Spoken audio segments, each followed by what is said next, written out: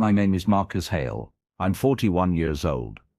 For the past 17 years, I served as the executive assistant to the CEO of Orman Technologies, a fast-growing software firm in Seattle. I was the silent thread holding everything together. I booked the meetings no one else could land, fixed deals when others dropped the ball, and protected my boss's reputation more times than I can count. I was never in the spotlight, never the one giving speeches or shaking hands in front of cameras, but I knew where every string was tied and who had the scissors. It was during a quarterly board meeting that everything changed. The CEO, Alan Strickland, was growing more erratic with each passing month. He was slipping, forgetting deadlines, mismanaging funds, and blaming everyone but himself. That day he'd come in already boiling. As I placed his briefing folder in front of him, he didn't even look at it. He stared at me like I was filth beneath his shoe. Then he snapped. In front of 12 board members and 4 department heads, he stood up, hurled his coffee across the table, and screamed, "You're nothing but a worthless assistant." The scalding liquid burned through my shirt, but I didn't flinch. I just stood there, calm, silent. You could hear the room hold its breath. Not one person moved. Alan was red-faced and panting, his outburst echoing across the sleek glass walls. For a moment I felt pity, not for myself, but for the man who had just declared war without understanding the battlefield. I looked around the table at the stunned board members, men and women who had always nodded when Alan spoke. Even when they knew better, they had tolerated his tyranny out of fear. But fear has a shelf life. Without saying a word, I reached into my jacket pocket and pulled out my phone. I opened the secure folder that I'd been quietly building for 3 years. I placed it gently on the conference table and slid it forward. "You may want to take a look at this," I said softly. My voice didn't shake, my hands didn't tremble. I stepped back, letting silence do the rest. One of the senior partners picked it up first. His face turned ashen. Another board member leaned in, then another. I saw panic ripple across the table like a cold wind. What they didn't know, what Alan never noticed, was that I had spent years watching, listening, preparing. I wasn't looking for revenge. I was building an exit, a quiet one. But the moment he crossed that line in front of witnesses, he handed me the timing I needed. And now, the house he thought he ruled was already shaking from the foundation. Loyalty for me was never performative. It wasn't about smiling at every order or pretending my boss was a genius. It was about showing up, early, prepared, and consistent, even when no one noticed.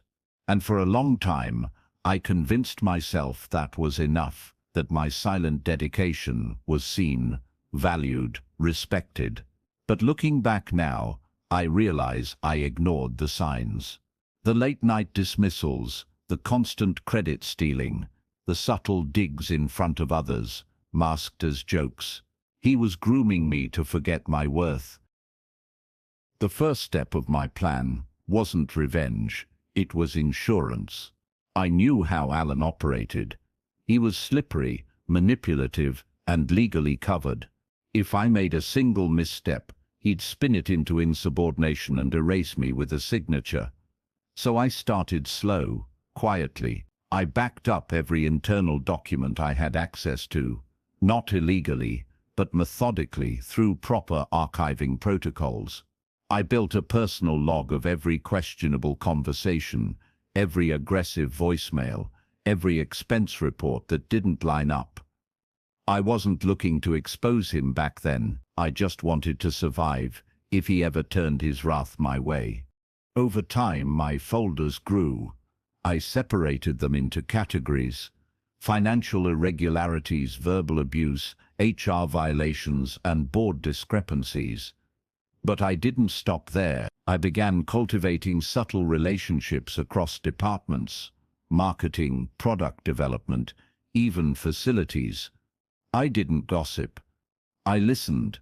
People talked more than they realized, and I started seeing a pattern of discontent.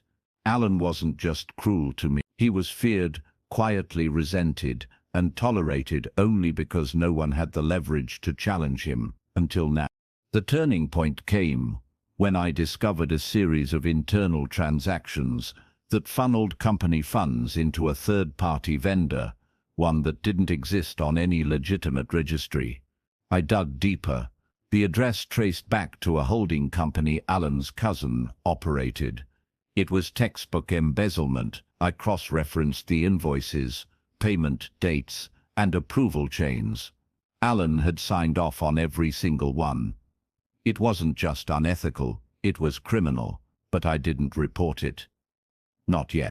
I needed timing, and more importantly, I needed witnesses. That's when I started planting subtle reminders to board members, calendars that included meetings Alan was forgetting, BCC'd summaries of requests he never followed through on, gentle nudges that made them question his grip. I never lied. I never accused. I simply let the cracks show themselves. Meanwhile, Alan assumed I was still his loyal assistant, running on caffeine and habit. He never questioned why I was staying late or why I asked for more access. He thought I was harmless. What I learnt during those 3 years wasn't just how to take down a tyrant. It was how to reclaim your voice without raising it. Power doesn't always need to roar. Sometimes it whispers in data. It hides in patterns, it waits. And when the moment finally comes, it doesn't knock, it walks straight through the front door with evidence in hand. I didn't want to destroy him. That would have made me like him. I just wanted the truth to do what it always does when it's finally allowed to breathe, clear the room. And when he threw that coffee, humiliated me in front of the entire board, he handed me the one thing I didn't have before: the audience. After that meeting, everything moved faster than even I had anticipated. The board didn't need to speak. They just exchanged looks. What I gave them wasn't speculation or emotional testimony. It was structured, time-stamped, airtight. I had let the truth speak for itself, and it hit them like a freight train. The silence in that room wasn't just shock. It was realization that they had enabled this man for far too long. And now, the mess he created was no longer containable.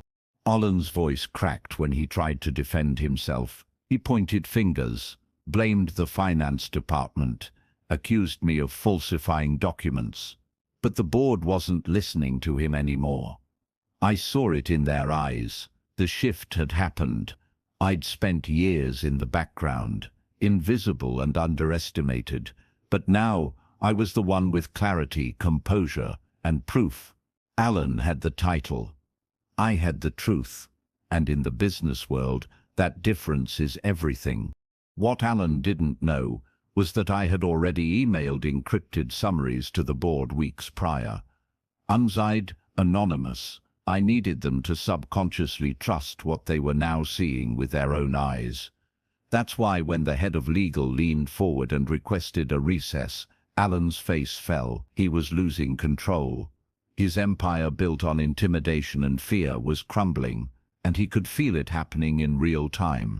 I walked out of that room without saying another word. No smug glances, no parting shots. Just calm, collected silence. And yet behind me, Alan erupted.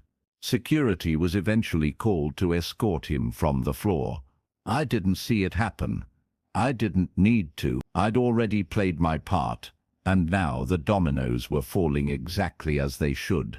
He hadn't been fired yet, but the investigation had begun, and I knew exactly how it would end. Over the next few days, the office shifted. People who had once avoided eye contact with me now nodded with respect. HR called me in privately, not to reprimand, but to thank me for what I'd uncovered. Several team leads reached out, sharing their own stories of being silenced or disrespected. For the first time in a decade, the workplace felt breathable, and Alan, he was suspended, pending a full audit. His private accounts, travel expenses, and business ties were under legal scrutiny. I didn't gloat. I didn't celebrate. I just showed up, did my job, and let the silence speak louder than I ever could. The power of quiet revenge is that it doesn't need an audience. It's not about humiliation. It's about restoration, restoring your sense of worth, your peace, your boundaries. I wasn't out to hurt Alan. I was out to end the lie, and now the truth was running free. The final unraveling came slowly, and that's what made it so satisfying. There were no dramatic firings in front of crowds, no security dragging Alan out in handcuffs. That's not how professional ruin works. It's quieter, more precise, like watching a statue crack from the inside until it crumbles under its own weight. Within weeks, the board launched a full-scale investigation. Forensic accountants were brought in. HR reopened old complaints. The legal team requested private interviews, and every road they followed led back to him. Alan tried to fight. He sent threatening emails to board members, accused me of betrayal, even hinted that I'd manipulated the data. But the harder he pushed, the more desperate he looked. The board no longer feared him. They pitied him.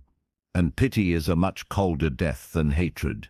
He was placed on indefinite leave, while the findings were reviewed. Then, without ceremony, his resignation was accepted quietly over a company-wide email on a Thursday afternoon.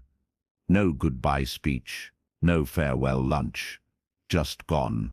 I never responded to his calls or texts. I didn't need an apology. What could he say that would undo years of dismissal, insults, and lies? Silence was my closure. And in that silence, I began to rebuild myself, not as someone's assistant, but as someone who knew his own value. I took a few days off, walked through the old part of the city, breathed in peace without the weight of someone else's chaos. For the first time in years, I didn't feel small. I felt clean. What surprised me most wasn't Alan's downfall. It was how many people reached out after, not just to congratulate me, but to thank me. People I barely knew, junior analysts, marketing coordinators, even IT staff, came forward with their own stories of Alan's cruelty, condescension, and threats. They had all carried the same weight, the same fear, but no one dared speak up until I did, quietly, strategically, without rage. My silence had opened a door for others. The company changed after that, not overnight, but tangibly. Policies were reviewed. A new CEO was appointed, someone who led with dignity, not dominance. I was offered a promotion, but I declined. I didn't want power over others. I just wanted peace with myself. Instead, I accepted a quiet role on the transition team, helping clean up the mess and restructure the foundation I once helped build in the shadows. I left Orman Technologies on my own terms. 2 months after Alan's resignation was finalized, there were no tears, no office party, no grand speech, just a handwritten note on my desk and a small stack of files passed to the transition team. I shook a few hands, gave a few quiet nods, and walked out of that building with my back straight and my spirit light. I wasn't walking away in defeat. I was walking out of a storm I had weathered with unshakable calm, and I was finally free. Peace didn't come immediately, but when it arrived, it came gently. I spent mornings in silence, sipping coffee without glancing at a calendar. I took long walks without checking emails, breathed without weight in my chest. I reconnected with my brother in Montana, visited old friends in New York, even enrolled in a business ethics seminar, not because I needed it, but because I wanted to understand how so many intelligent people ignored so much for so long. Power blinds, yes, but so does silence, and I had lived both. The most humbling realization came when I looked back, not at Alan but at myself. I had stayed loyal to someone who never earned it. I let my work define me because it was the only place I felt needed. But loyalty without boundaries is self-destruction, and when I stopped mistaking survival for success, everything changed. I no longer needed to prove myself in the shadows of broken men. I only needed to live in the truth I had carried all along. I never told my full story to anyone outside that boardroom, not for years. But one day, a young man reached out. He'd heard what happened through office whispers and said, "You handled it like a ghost with a sword." I smiled at that, not because it made me feel powerful, but because he saw it for what it was: silent, deliberate, exact. A lesson, not a scene. That conversation stayed with me longer than Alan's insult ever did. Eventually, I started writing, just for myself at first. Pages filled with reflections, lessons, moments I once overlooked. And as I wrote, something in me softened. I realized I wasn't just telling the story of how I exposed a CEO. I was telling the story of how I found my own worth in a world that nearly convinced me I had none. And that story deserved to be told, not with noise but with clarity. I didn't need revenge, I needed release, and I got it quietly, cleanly, completely. That's the beauty of silent power. It doesn't shout, it doesn't chase, it simply waits, and when the time is right, it steps forward, not for applause, but for peace. I began traveling, nothing flashy, just purposeful. Small towns, quiet cafes, places where no one asked what title I used to hold. I'd sit in the corner with a journal and watch people interact, speak with kindness, laugh without hierarchy. That's what corporate life had stolen from me. Basic humanity. I didn't realize how numb I had become to the small, soft things until I had them back. A stranger holding a door. A waitress remembering my order. No one pretending, no one performing, just people being real. One afternoon in Santa Fe, I met an older gentleman at a bookstore. He asked what I was writing.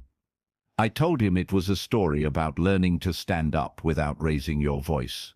He smiled and said, "Ah, the quiet warriors, the most dangerous kind." That sentence struck me like a bell. I had spent my entire career thinking power looked like shouting across tables. But real power, the kind that rewrites futures, moves like breath, invisible, essential, unstoppable.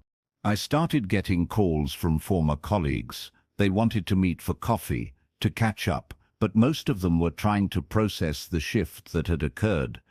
Alan's fall had forced them to confront their own silence. Some admitted they'd seen the abuse, but chose comfort over confrontation. I never scolded them. I simply reminded them that silence isn't neutral. It either protects truth or shields lies.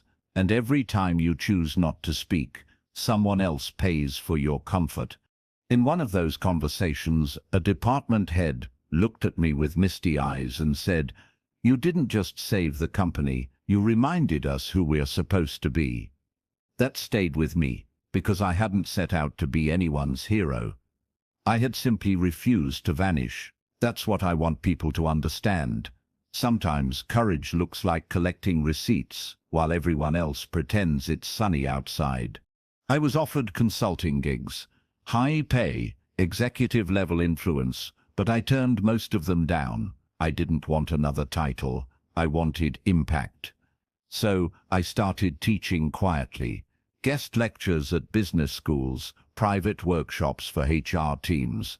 I told them stories, not theories. Stories about the cost of unchecked power, the danger of over-loyalty, and the quiet strength of boundaries. It wasn't glamorous, but it was real. And it mattered. And then one day, I got a letter, handwritten, from Alan. It was short, just a few lines. No apology, no excuse. Just, "I finally understand what you did. I don't expect forgiveness, but I wanted you to know you were right." I folded it carefully and tucked it away, not because I needed it, but because it confirmed what I already knew. The man who once threw coffee at me finally saw the reflection he'd been avoiding, and sometimes that's the only justice you ever need. I never told anyone about the letter, not because it was secret, but because it wasn't the point. The point was never about Alan at all. It was about the version of myself I reclaimed through the fire. The man who learned that dignity doesn't demand applause, that sometimes the highest form of strength is in refusing to mirror the very cruelty that tried to break you. In quiet moments, I often think of that boardroom, not with bitterness, but with clarity. I remember the sound of the coffee cup hitting the floor. I remember the heat of it on my shirt, and I remember the moment I chose to respond with calm instead of chaos. That choice changed everything, not because it punished Alan, but because it revealed me to myself. The kind of man I always hoped I'd be when pressure tested. There's something deeply liberating about knowing you can destroy someone and choosing not to. It's not mercy, it's mastery. You rise above because you've outgrown the need to prove anything. Alan's world collapsed under the weight of his own ego. Mine expanded the moment I stopped shrinking to fit inside his expectations. That's the quiet revenge no one prepares you for, the kind that ends with your soul intact and your name spoken with respect, even in rooms you no longer enter. I bought a small cabin near a lake 2 years after leaving Ormond. It's nothing fancy, just space, stillness and air that doesn't smell like urgency. Some mornings I wake up and forget the years I spent chained to someone else's chaos. Other mornings, I remember everything, and I smile, not because it was easy, but because I walked through it with grace and left nothing in my wake but truth. If anyone ever asks me what I learned from it all, I'll tell them this: never confuse silence with weakness. The most powerful storms begin as a whisper. And the most unshakable men are the ones who've mastered the art of patience. You don't always have to fight fire with fire. The most surprising part of it all was how deeply healing the silence became, not the kind forced on me by fear, but the kind I chose for myself. There's a difference between being voiceless and being selectively silent. One is oppression, the other is power. I stopped explaining myself. Stop justifying my choices. When people asked, "Why didn't you fight back right then?" I'd just say, "Because strategy is louder than shouting, and I wasn't finished watching him bury himself." That answer usually made people pause, because we live in a world obsessed with immediate reaction. Everyone wants to strike back, clap back, burn bridges. But I learned that the strongest people are the ones who know exactly how much they know and don't need to broadcast it. I had 3 years' worth of truth in my hands, and I chose the precise moment to use it, not for applause, but for outcome. I didn't need to be right. I needed to be effective. I began hearing from young professionals, men and women who had found my quiet story passed around in leadership forums and whisper networks. They told me they felt seen, validated, inspired, not by some grand act of revenge, but by the fact that someone like them, quiet, observant, underestimated, had stood their ground without becoming cruel. One woman wrote, "You gave me permission to stop performing pain and start documenting power." That message meant more than a promotion ever could. I now mentor quietly. No title, no business cards. Just me, a chair, and someone else who's learning how to deal with the silent erosion of their value.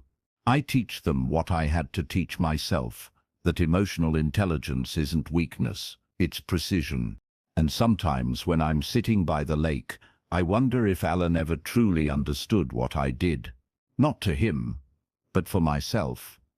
Because my greatest act wasn't revealing his failures, it was refusing to let them define mine. Years from now, people won't remember the name Marcus Hale because of one dramatic moment in a boardroom. They'll remember the man who didn't flinch, didn't shout, didn't stoop low. They'll remember the one who held his ground with grace, who prepared in silence, and who walked away not in bitterness, but in strength. And if they don't, that's fine too, because I didn't do it for recognition. I did it to reclaim my story. There's a freedom in letting go of the need to be heard by everyone. I stopped trying to prove my worth to rooms that only saw my function, not my value. And once I stopped asking for validation from broken leaders, I started hearing my own voice again. It was calm, it was clear, and it said, "You were never small. You were just surrounded by people who needed you to stay small so they could feel tall." If I could speak to the man I was 5 years ago, the one staying late, swallowing his pride, mistaking survival for success, I'd look him in the eye and say, "You were never invisible, you were preparing." And maybe he wouldn't believe it at first, but one day he'd step into that boardroom, soaked in coffee, spine unbroken, and he'd finally understand that moment wasn't humiliation. It was ignition. This isn't just a story about betrayal. It's a story about restraint, about choosing dignity over drama, about letting your silence be so precise that it becomes undeniable. Anyone can get angry. But not everyone can stay composed when everything in them wants to explode. That's the work, that's the revenge, that's the legacy. So, if you're watching this right now and you've ever been dismissed, disrespected, or overlooked, don't chase validation. Build leverage. Stay ready. And when the moment comes, don't roar. Just rise. Quietly, completely, and with more power than they ever imagined you had. End of story.